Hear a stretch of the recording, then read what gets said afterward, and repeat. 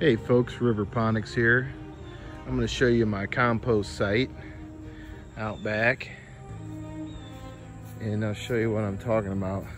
So you see my garden there behind my garage. I do that every year, been doing that for years, and I recycle that soil, and basically I make my own soil and I do that through composting. Now this is my compost bucket. This is where I put all my scraps. Be pulling weeds from the yard, whatever, it just kind of goes in here. Banana peels, eggshells, you name it. Put it all in there, and that ultimately goes all the way out back to my compost pile.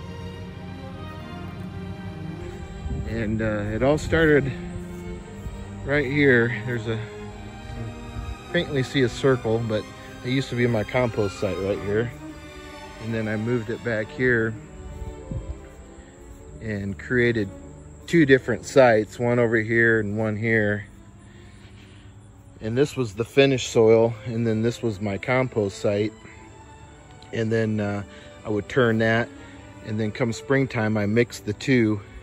So I combined the soils together and planted my garden up by the garage, and then left some soil behind and planted a garden.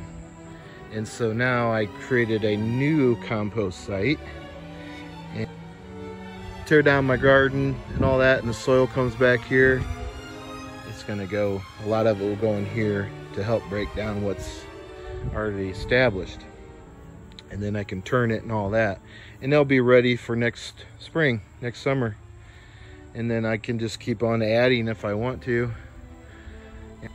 But this stuff's absolutely blown up. I have kale. These are green beans, and they're trellised up, but just massive kale. There's a different type of kale.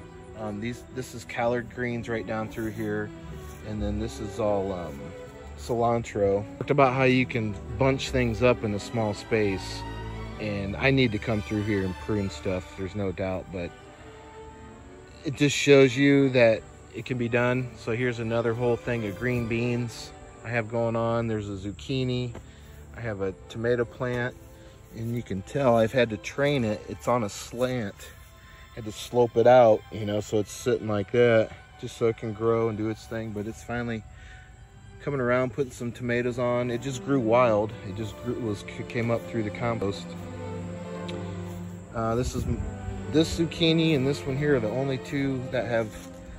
This is a yellow squash, but the only two that have survived. I had 4 others, and the squash bugs came in and just killed them. And a squash bug looks a lot like a stink bug, if you know what a stink bug looks like. And what they do is they will burrow into your trunk, burrow in, and just turn all this to mush. It just kills the plant. And they're in there. They've actually burrowed into this too. You can see the holes. You can see where they burrowed in. But it's still surviving. It's very unfortunate though, because my zucchini was just killing it, man. I lost 4 plants because of that, and I can show you here. Prove to you. It's sitting on the compost site. Look at that.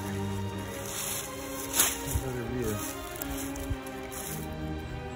That's where it killed it, right at the stem. There's fruit growing on it, flowers. Here's another one.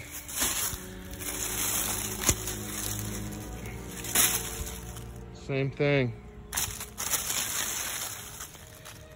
Right at the stem. Burrowed right in, killed the plant. That was a yellow squash. See that? Here's another tomato, same thing. You can see nice tomatoes coming in. This grew wild as well. The beans are just absolutely insane.